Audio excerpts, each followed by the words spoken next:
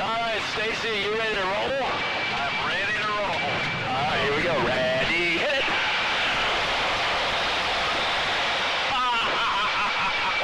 That's awesome, man.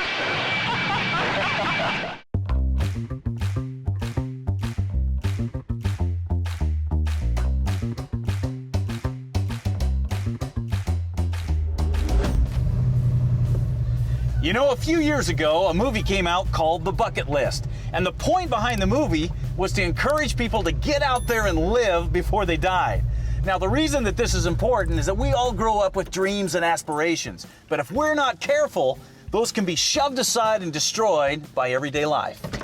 Well, the gearhead world is similar because there's some things that everybody would like to do, like own an exotic car like a Pantera, or a Ferrari, or a Lamborghini. Another good example is to be an astronaut, or to be a race car driver, or a Blue Angels jet pilot. But those are just crazy kid dreams, right? I mean, an average person can't be a Blue Angel, can they? Well, you might be surprised. But the only way that you're really gonna answer that question is to find out about them. Check them out, see what makes them tick. And since that is what this show is all about, strap in and hold on because we are going flying. The story of the Blue Angels precision flying team starts way back in 1946 at the end of World War II. The Blue Angels were conceived as a recruitment tool to show the world what the Navy and Marine pilots were capable of. Now, this was important since the dangers that these pilots faced landing and taking off of a rolling aircraft carrier deck were well documented. With the formation of the new Air Force, the Navy knew it had to do something to keep young pilots coming their way. So it made sense to showcase the incredible control that a Navy pilot has to have over their aircraft by creating a flying team that flew so close together you could literally walk across the wings. One of the earliest airplanes the Blue Angels flew was the massive F-8F Bearcat, and only a few were lucky enough to fly it. They started what they called the Navy Flight Demonstration Team in the spring of 1946. I was fortunate enough to be selected as one of the pilots. And we were hoping we'd get into the Bearcats. And we got orders to go up to Grumman and Bethpage, Long Island, to get 4 new F-8F aircraft. In anticipation of getting into that brand new little hot rod, what it was, we were all eager to get in that airplane. I'm 90 years old. There's no way I'm going to fly that airplane. But in my mind, I could fly that airplane, and it would thrill me to death to get it off the ground.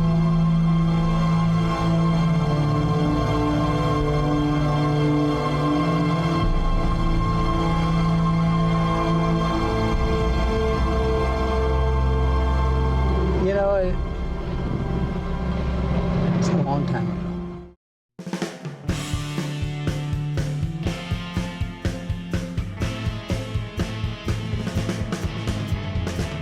Fortunately, as time marched on, so did the Blue Angels, moving on to more sophisticated jet aircraft as it became available. Over time, the notoriety and reputation of the group continued to grow, and before long, the Blue Angels were a household name and a symbol that stood for excellence everywhere.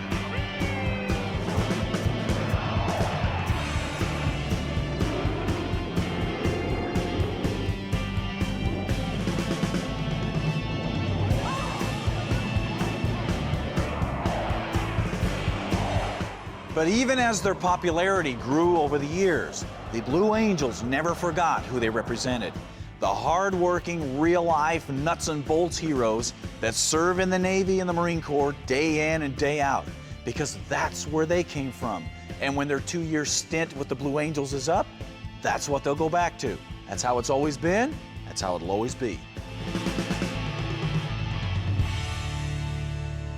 Matter of fact, the only real difference between the Blue Angels back then and the Blue Angels today is that now they're flying the incredible F-18 Hornet, and they've become about as iconic to America as the Statue of Liberty or Mount Rushmore. But there is one thing about the Blue Angels a lot of people don't understand. They're gearheads. They're hot rodders of the sky. You can tell by the way they talk. Power and a little more power.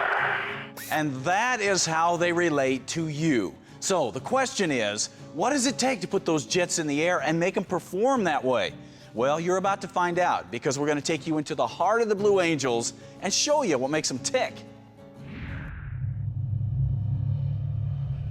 If you like cars, if you like coffee, you're gonna love Gearz coffee cars. Because in each pack, you'll find a special blend of rich, robust coffee to get your blood pumping, as well as a collectible cartoon sticker and matching photo card of some of the wildest vehicles Stacey has built or featured over the years. Collect the whole series and be sure to keep an eye out for the ultra-rare Strange Brew card that are added to random packages to keep things interesting. It's Gearz coffee cars, the best bean on the car scene.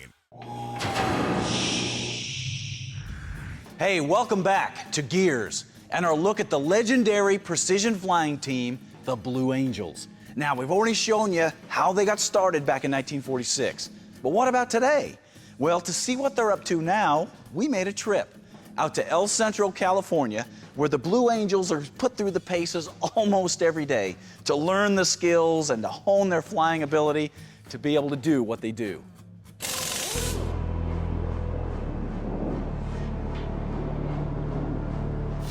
Rolling out. Dino's clear. Bus clear, cloud still factor. Off. Intakes clear. Dino's clear.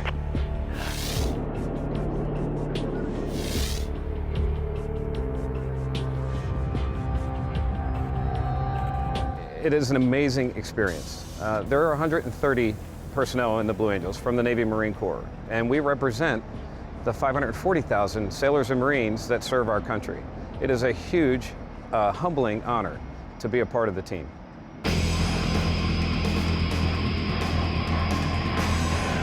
As with any team, the pilots fly through their grueling show routine over and over and over again, all under the watchful eyes of the ground crew, as they brutally critique every move that these pilots make. And in spite of how good it may look from the ground, it's never good enough for these guys. We never think that we're the best out there. The moment that you think you're the best thing to ever hit the sky is going to probably be the worst day of your life. There's always something to learn to get better. Just like fixing a vehicle and adjusting the timing on it, it sounds good to my wife or someone who's not attuned to listening to an engine. But for a guy that works on a vehicle, he says that's just not quite right, and I want to make it better. Well, that's what we do with every single performance, and every day we work on these airplanes. We strive for perfection, and know that we'll never reach it. Each pilot has three main attributes: thousands of hours of flying, an impeccable record, and the drive to push themselves to be the best they can be. And there's no hotshot Tom Cruise attitudes here, because remember, these are all combat pilots, plain and simple, and they understand the meaning of teamwork. The most important part about the Blue Angels team is the team and the mission, which is promoting the Navy and Marine Corps. If we hold ourselves to a much higher standard for the small stuff, we tend not to let the bigger stuff drop out. And typically I think, don't screw up, don't screw up, don't screw up. Now obviously, these Blue Jets don't just service and maintain themselves. And the crew that makes it happen is every bit as impressive as the pilots. They not only maintain and service the aircraft, but they also run through a complete rehearsal of the program every day to make sure everything runs with the polish and the precision that the Blue Angels have become so famous for. The planes we fly here are the oldest in the Navy, and they're still very reliable. A lot of that is given to the hard work of our maintainers. Those guys are top-notch, and they know exactly what to do. They're like a NASCAR pit crew. If something goes wrong, it gets gets fixed. How special is the crest? It is a huge honor, especially for my maintainers. They earn that crest. Now, as you may have guessed, there is a tremendous amount of equipment and supplies that have to go with the Blue Angels when they go out on tour. But instead of taking a typical tour bus, well, the Blue Angels have Fat Albert. Check it out. Fat Albert is a highly modified C-130 that not only carries the equipment, but thanks to some added rockets,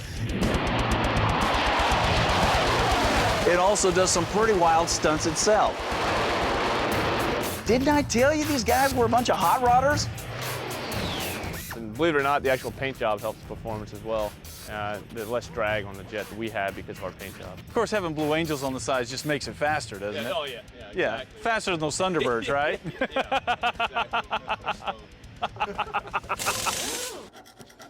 Now, at this point, you're probably thinking, wow, what must it be like to fly in those jets at those speeds that close together? Well, I can assure you, you really have no idea what's going on in those jets. But you are about to find out, because we are going to take you on a ride with the Blue Angels.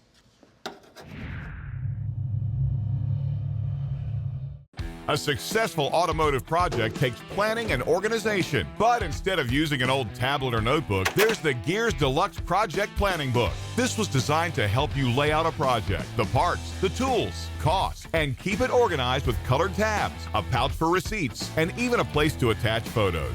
If you decide to sell the vehicle, it serves as a complete history of what's been done. If you have a project or plan on starting one, the Gearz Project Planning Book is the best way to lay it out and make it happen. When the opportunity came to fly with the Blue Angels, I wasn't really sure what to expect, but I knew it was going to be unlike anything I'd ever done before. And the briefing that I got before the flight drove that point home even more. There is a chance you will get sick. There's air sickness bags in the jet. Usually after someone passes out or when you land, all that adrenaline starts pumping, and that's when most people get sick. So there's a chance. I'm not going to tell you there's not. I got sick my first flight, so it happens. One of the biggest surprises was that the Blue Angels don't wear G-suits when they're flying to keep from passing out. Now, since we're going to be pulling about 7.5 Gs, and most people pass out at 3, they teach you a special maneuver to keep from going to sleep. It ain't pretty, but it gets the job done. So the whole sequence is going to say, Stacey, you want to do this maneuver? You're going to say, sure. He's going to say, squeeze those legs, take a deep breath, ready, hit it.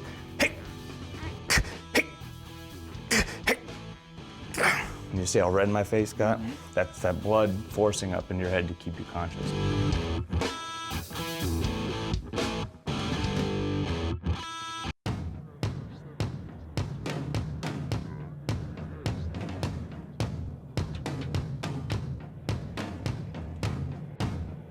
At this point, it was time to get in the jet, and Lieutenant C.J. Simonson took a few minutes to make sure that I was up to speed on what we were about to do. I couldn't help thinking that I'd just been strapped into the wildest roller coaster in existence, except there was no track, and this ride was going to last an hour. All right, Stacey, you ready to roll? I'm ready to roll.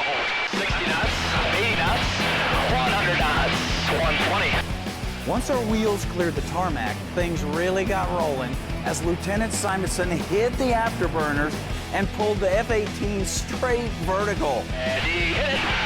Inside the cockpit, I swear it felt like we had just been shot to the moon. That's awesome, man! Incredible.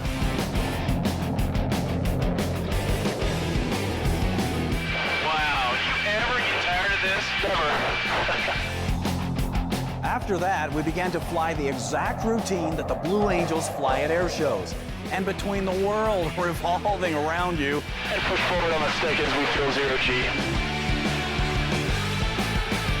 And as we round out the backside again, we'll feel about 2.5 Gs. and being tossed around in your restraints, These restraints were tight. it's hard to believe that these guys can fly these jets this close and not end up swapping some paint. To show off the jet, Lieutenant Simonson demonstrated the slow fly capabilities of the Hornet. Anytime we're in a dogfight with a dissimilar aircraft, we will try and force the fight into a slow-speed fight because our aircraft has dominance in the slow-speed arena. And then dropped it down on the deck and took a supersonic. We're coming up on 600, Mach 0.95, there's 630, there's Mach 700 miles per hour. We did flips, we did rolls, we flew inverted. We even made imaginary bombing runs on imaginary enemies down below. And right in the middle of all this, Lieutenant Simonson kicked us into a hard turn and had us pulling 7.4 Gs. I felt like I had a 56 Buick on my back. Now keep in mind the pilot is feeling the same thing and still flying the plane holding a 40-pound stick. What an incredible ride, and what an incredible honor to be able to do this.